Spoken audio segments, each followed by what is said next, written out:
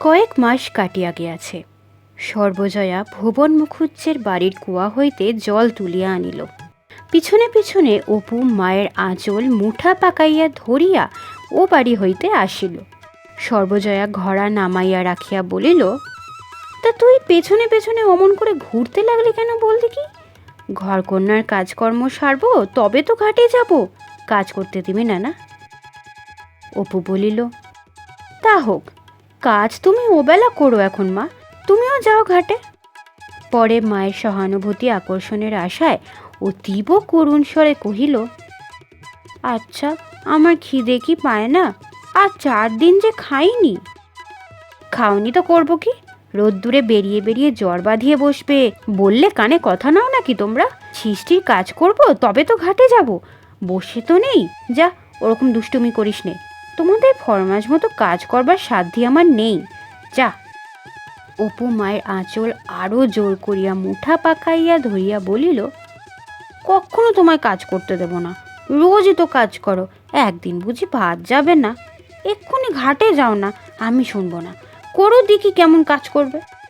সর্বজয়া পুত্রের দিকে চাহিয়া বলিল, ওরকম দুষ্টুমি করো না, ছি, এই হয়ে গেল বলে, আর একটুখানি সবুর করো, ঘাটে যাব, ছুটে এসে তোমার ভাত চড়িয়ে দেবো। দুষ্টুমি করে কি? ছাড় আঁচল, কখানা পলতার বড়া ভাজা খাবি বল দিকি? ঘণ্টাখানেক পর অপু মহা উৎসাহের সহিত খাইতে বসিল। গ্লাস তুলিয়া সে ঢক ঢক করিয়া অর্ধেকখানি খালি করিয়া ফেলিয়া পরে আরও 2-1 গ্লাস খাইয়া কিছু ভাত পাতের নিচে ছড়াইয়া বাকি জলটুকু শেষ করিয়া হাত তুলিয়া বসিল। কই খাচ্ছিস কই? এতক্ষণ তো ভাত ভাত করে হাঁপাচ্ছিলে। পলতার বড়া, পলতার বড়া, ওই তো সবই ফেলে রাখলি, খেলি কি তবে? সর্বজয়া 1 বাটি দুধ ভাত মাখিয়া পুত্রকে খাওয়াইতে বসিল। দেখি হাঁ কর, তোমার কপালখানা মন্ডা না মেঠাই না, দুটো ভাত আর ভাত। তা ছেলের দশা দেখলে হয়ে আসে, রোজ ভাত খেতে বসে মুখ কাঁচুমাচু। বাঁচবে কি খেয়ে? বাঁচতে কি এসেছো? আমায় জ্বালাতে এসেছো বই তো নয়। ওরকম মুখ ঘুরিও নাছি। হাঁ করো লক্ষ্মী, দেখি এই তলাটা হলেই হয়ে গেল। আবার ওবেলা টুনুদের বাড়িতে মনসার ভাসান হবে, তুই জানিস নে বুঝি? শিগগির শিগগির খেয়ে নিয়ে চলো, আমরা সব। দুর্গা বাড়ি ঢুকিল, কোথা হইতে ঘুরিয়া আসিতেছে।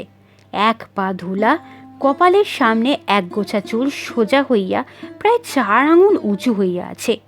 সে সবসময় আপন মনে ঘুরিতেছে। পাড়ায় সমবয়সী ছেলেমেয়ের সঙ্গে তাহার বড় একটা খেলাধুলা নাই। কোথায় কোন ঝোপে বইচি পাকিল, কাদের বাগানে কোন গাছটায় আমের গুঁটি বাঁধিয়াছে, কোন বাঁশতলায় শেয়াকুল খাইতে মিষ্ট, এসব তাহার নখদর্পণে। পথে চলিতে চলিতে সে সর্বদা পথের 2 পাশে সতর্ক দৃষ্টিতে চাহিয়া দেখিতে দেখিতে চলিয়াছে, কোথাও কাঁচ পোকা বসে আছে কিনা। যদি কোথাও কণ্টিকারী গাছের পাকা ফল দেখিতে পাইল, তৎক্ষণাৎ খেলাঘরের বেগুন করিবার জন্য তাহা তুলিতে বসিয়া যাইবে। হয়তো পথে কোথাও বসিয়া সে নানান রকমের খাপড়া লইয়া ছুঁড়িয়া পরীক্ষা করিয়া দেখিতেছে।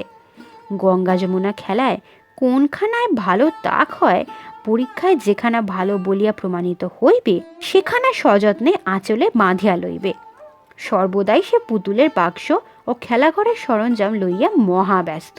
সে ঢুকিয়া অপরাধী দৃষ্টিতে মায়ের দিকে চাহিল। সর্বজয়া বলিল, এলে, এসো ভাত তৈরি, খেয়ে আমায় উদ্ধার করো, তারপর আবার কোন দিকে বেরুতে হবে বেরো। বৈশাখ মাসের দিন সকলের মেয়ে দেখোগে যাও সেজুতি করছে, শিব পুজো করছে, আর অত বড় ধাড়ি মেয়ে দিন রাত কেবল টোটো। সেই সকাল হতে না হতে বেরিয়েছে, আর এখন এই বেলা দুপুর ঘুরে গিয়েছে, এখন এলো বাড়ি। মাথাটা ছিঁড়ি দেখো না, না একটু তেল দেওয়া, না একটু চিরুনি ছোঁয়ানো। কে বলবে বামুনের মেয়ে, ঠিক যেন দুলে কি বাগদিদের কেউ। বিয়েও হবে ওই দুলে বাগদিদের বাড়িতেই। আঁচলে ওগুলো কি ধন দৌলত বাঁধা, খোল। দুর্গা ভয়ে ভয়ে আঁচলের খুঁটি খুলিতে খুলিতে কহিল, ওই রায় কাকাদের বাড়ির সামনে কালকাসুন্দে গাছে। পরে ঢোক গিলিয়া কহিল, এই অনেক বেনে বউ, তাই। বেনে বউয়ের কথায় হৃদয় গলে না এমন পাষাণ জীব জগতে অনেক আছে। সর্বজয়া তেলে বেগুনে জ্বলিয়া কহিল, তোর বেনে বউয়ের না নিকুচি করেছে, যত ছাই আর ভস্য রাত দিন বেঁধে নিয়ে ঘুরছেন, আজ টান মেরে তোমার পুতুলের বাক্স ওই বাঁশতলার ডোবায় যদি না ফেলি তবে। সর্বজয়ের কথা শেষ হইবার পূর্বেই এক ব্যাপার ঘটিল।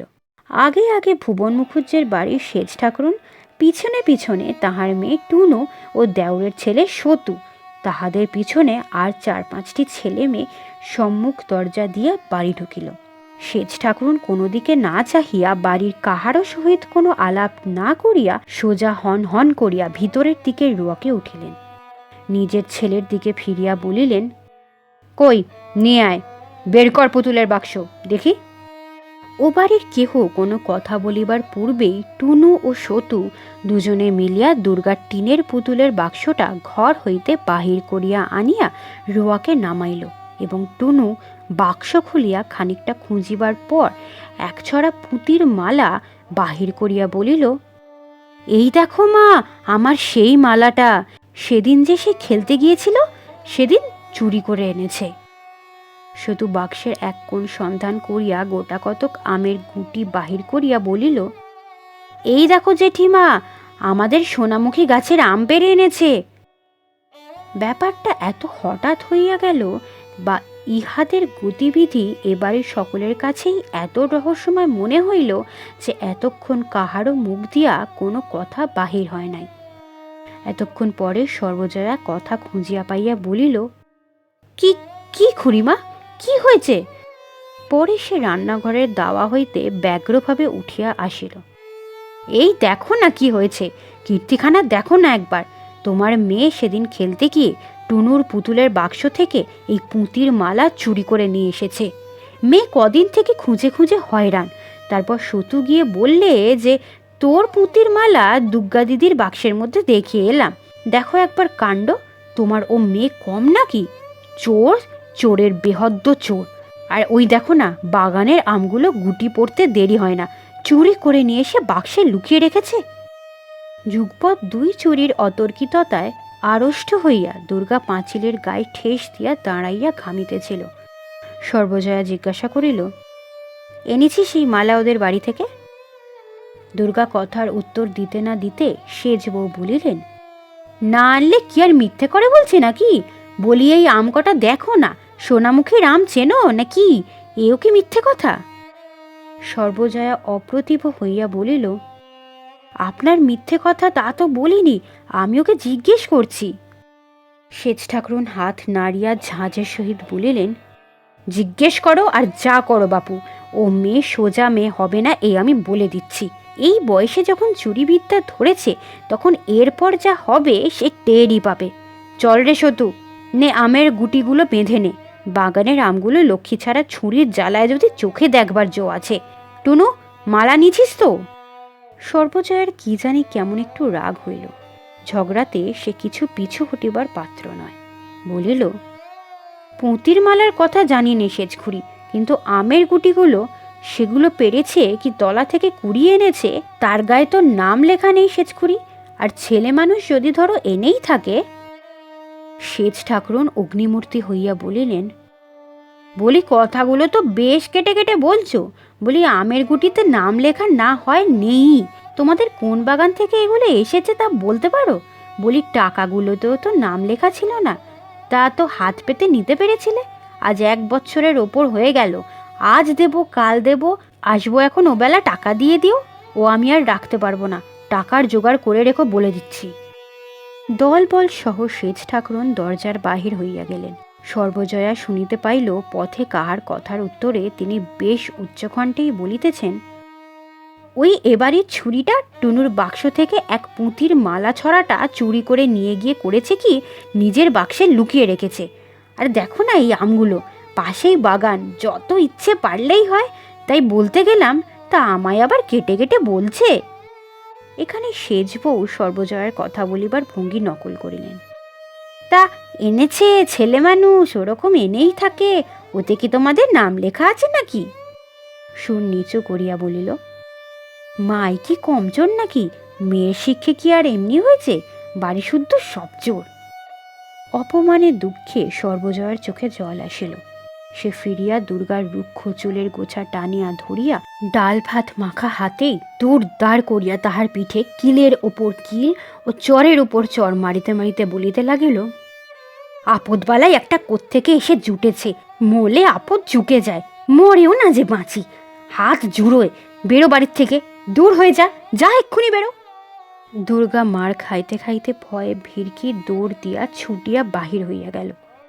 তাহার ছেঁড়া রুক্ষ চুলের গোছা দু এক গাছা সর্বজয়ের হাতে থাকিয়া গেল। অপু খাইতে খাইতে অবাক হইয়া সমস্ত ব্যাপার দেখিতেছিল। দিদি পুঁতির মালা চুরি করিয়া আনিয়াছিল কিনা তাহা সে জানে না। পুঁতির মালাটা সে ইহার আগে কোনো দিন দেখে নাই, কিন্তু আমের গুটি যে চুরির জিনিস নয় তাহা সে নিজে জানে। কাল বৈকালে দিদি তাহাকে সঙ্গে করিয়া টুনুদের বাগানে আম কুড়াইতে গিয়াছিল এবং সোনামুখীর তলায় আম কটা পড়িয়াছিল। দিদি কুড়াইয়া লইল। সে জানে কাল হইতে অনেকবার দিদি বলিয়াছে, ও অপু, এবারে আমের গুটিগুলো জারাবো, কেমন তো?